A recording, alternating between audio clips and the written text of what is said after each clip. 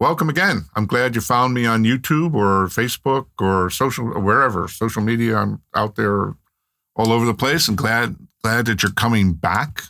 And like I said, these are basically random thoughts of this old man and his journey with God, and wanting to share it with you. And we've been talking about finding a place of prayer and a time of prayer. Some of these thoughts about prayer itself, if you're beginning or you're in the middle, or where I'm at, or that prayer is not really a competition. It's a relationship with God.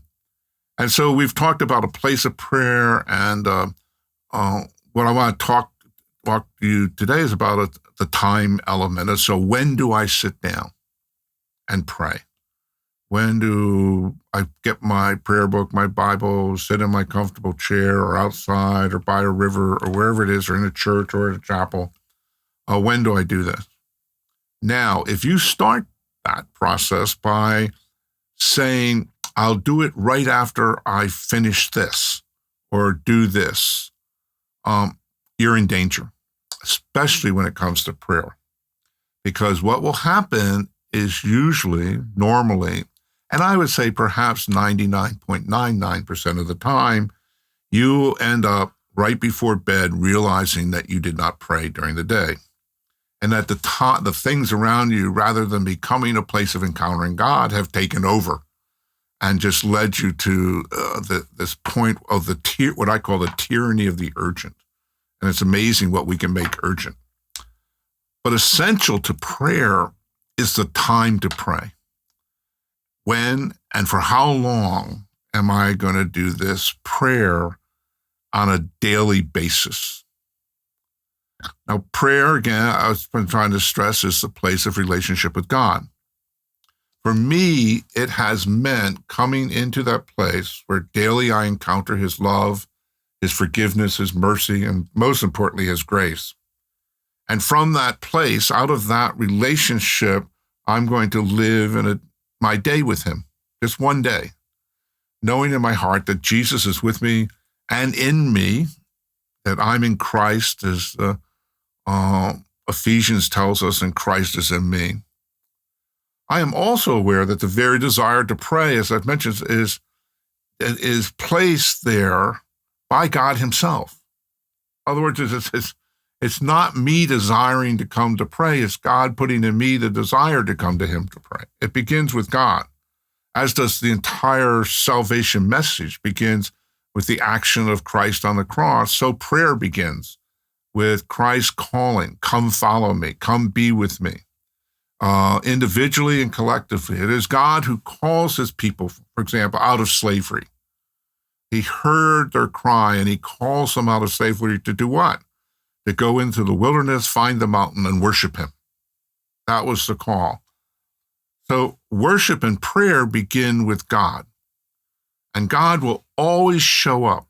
I don't care how distracted you are in that prayer time, how far your thoughts wandered, even if you found yourself on your cell phone playing a stupid game, you need to know God's with you, and he loves you, and he's calling you even deeper, and you just come right back to where it is that you can know that he's with you. He's there.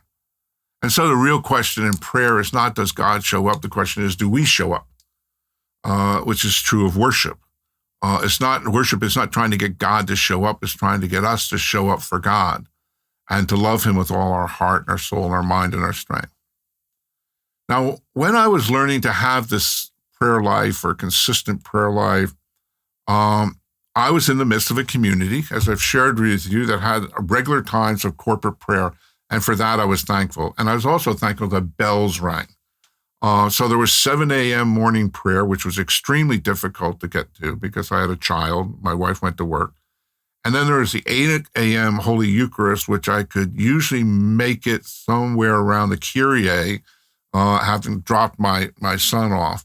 And then in the evening, there was 5:30 evening prayer, which again was difficult, but I could get more regular because by that time my wife was coming home. I could escape, and my son was getting settled.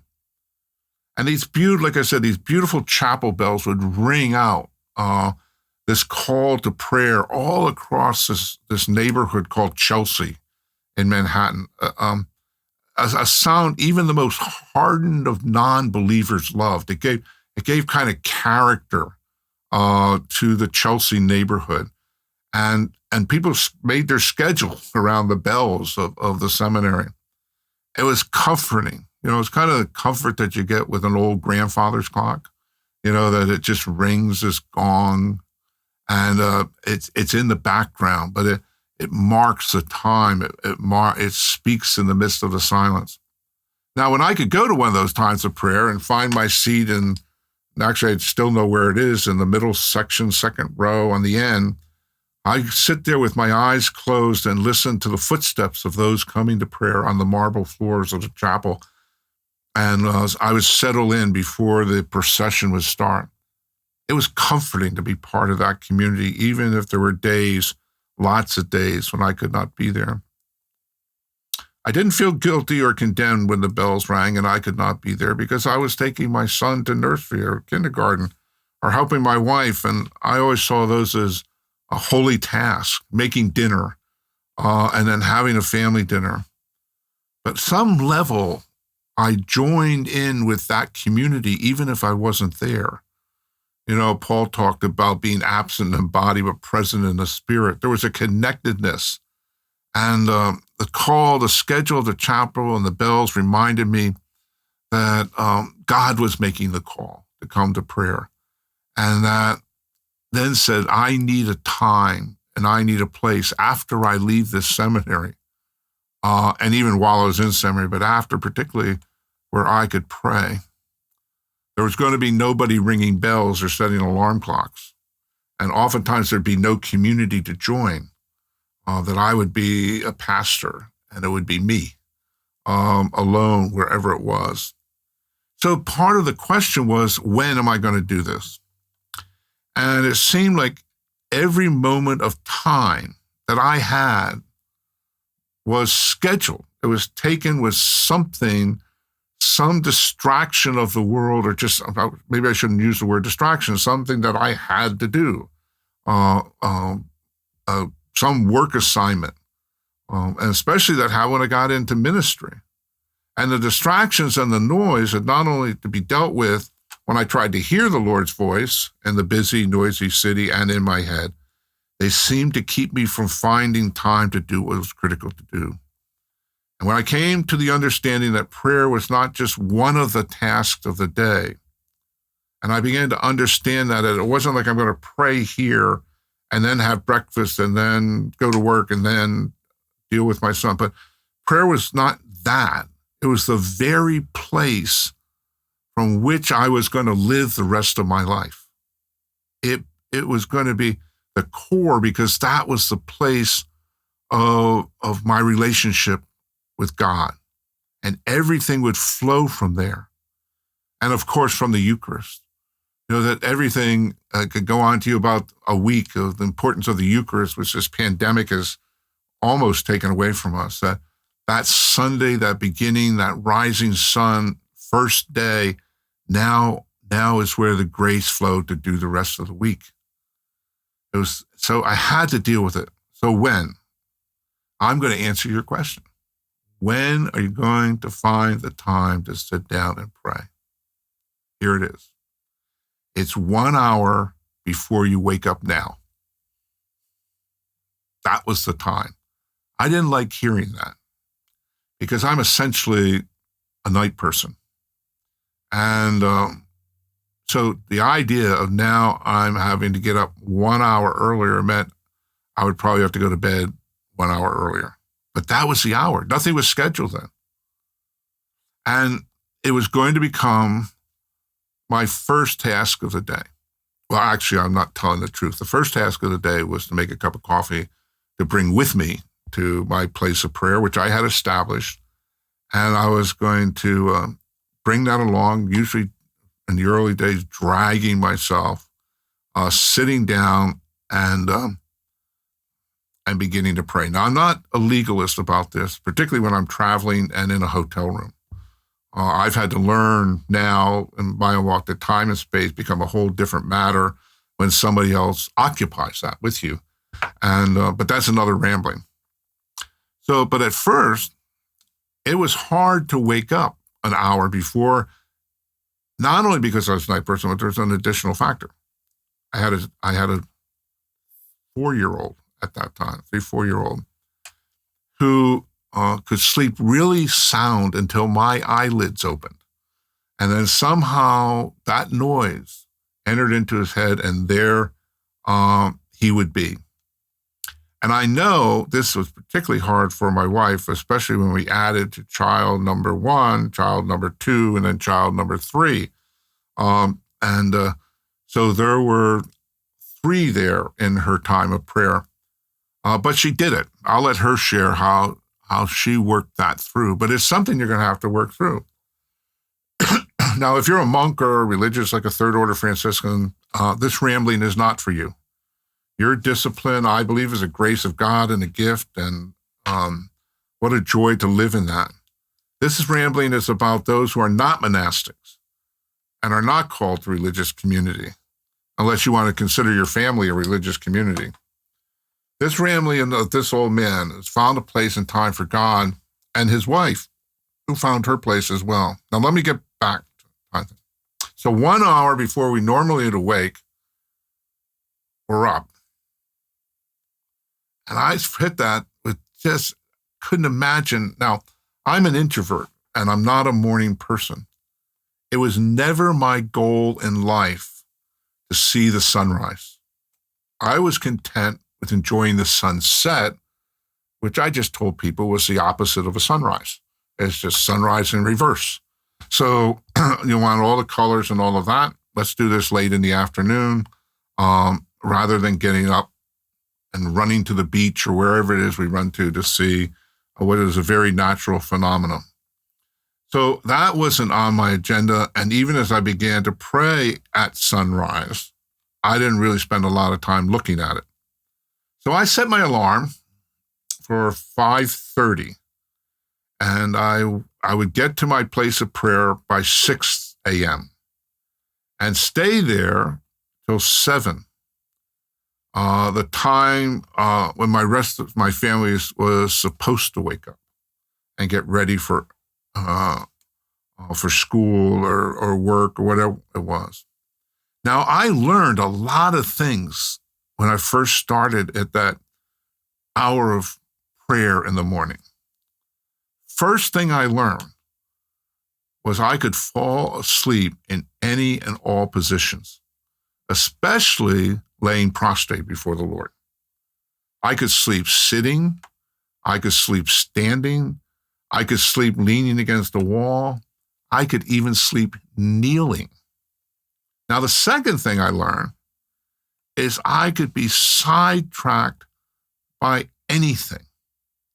In fact, one morning I found myself standing on the sofa adjusting the curtains. Prior to that, I didn't even know we had curtains in the room.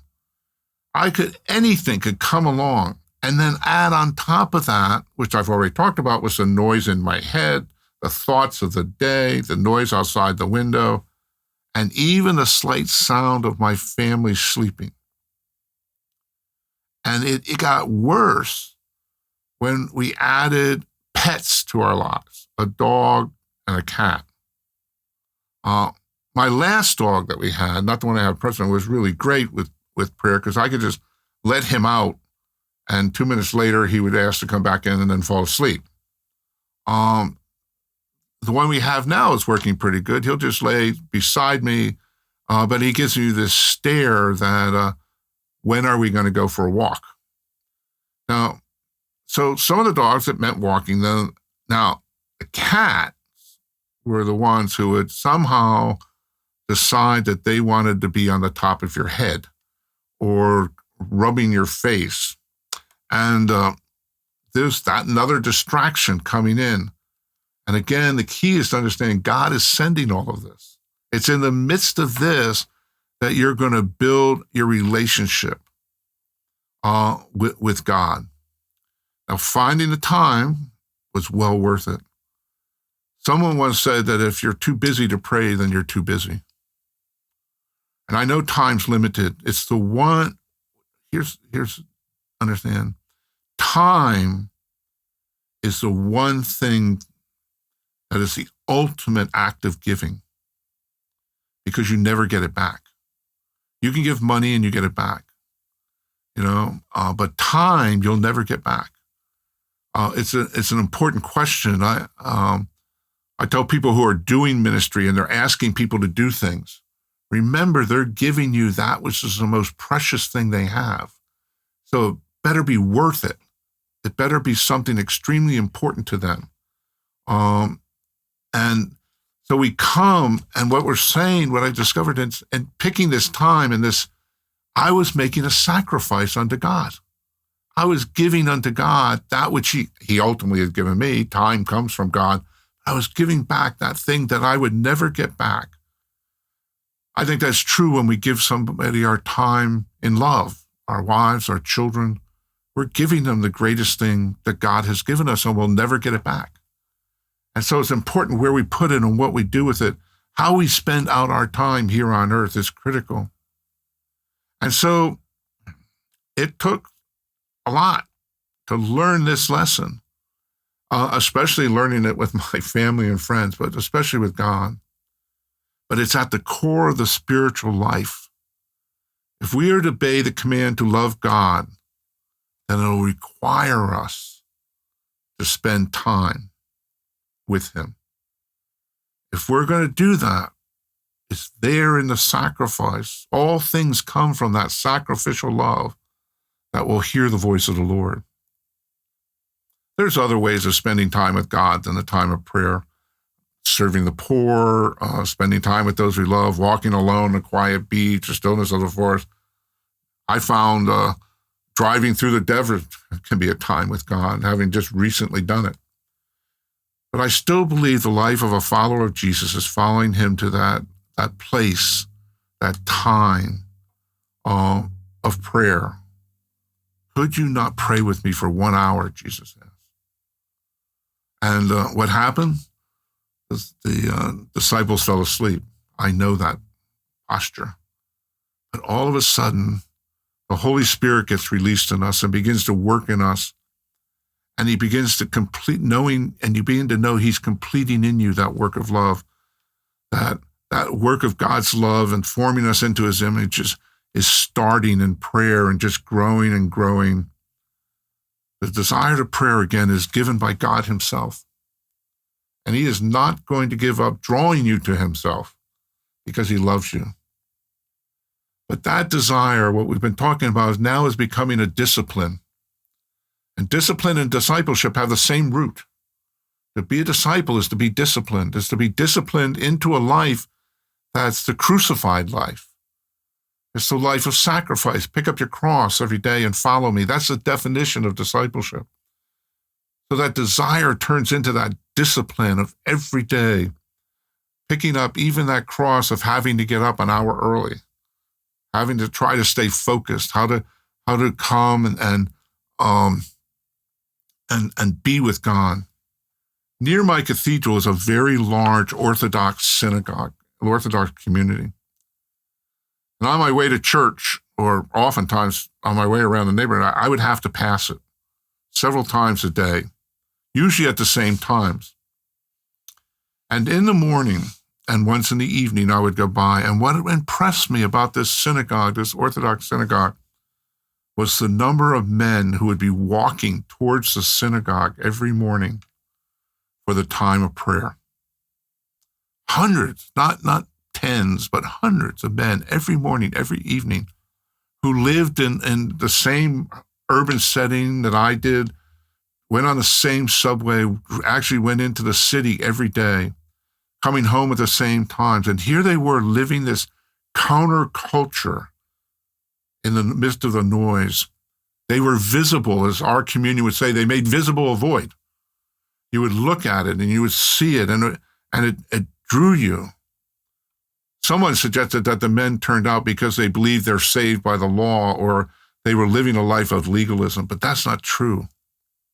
Those are only said by people who have no knowledge of Judaism or the Jewish roots that are in Christianity. That would never be suggested.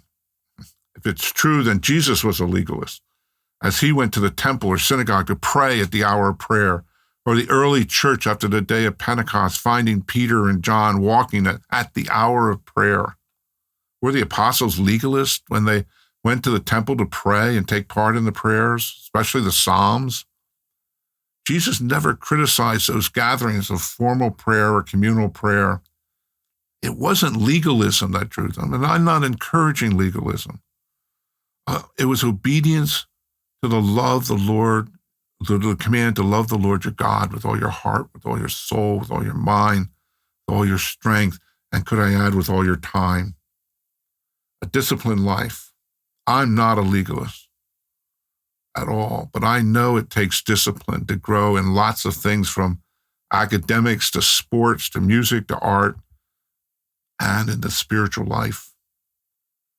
Discipline isn't delightful, which is why there are millions of treadmills in people's homes with clothing hanging on them.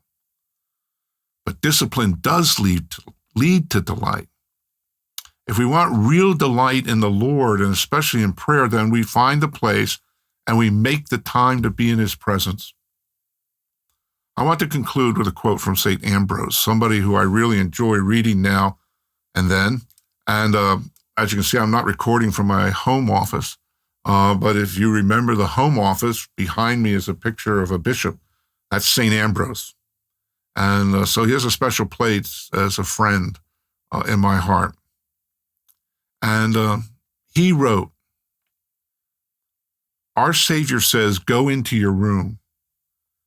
You must not think that it means by this a room with four walls separating you physically from others, but the room that is within you where your thoughts are shut up, the place that contains your feelings.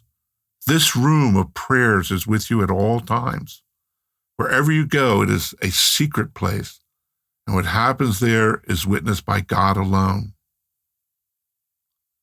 What a fantastic thought to know that God is as close as the next breath, that he's with me.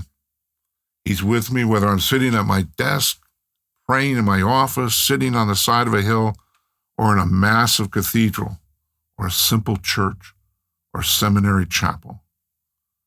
My time set aside for him in searching within to know he is within me is really prayer. I hope you come back. See you at another podcast.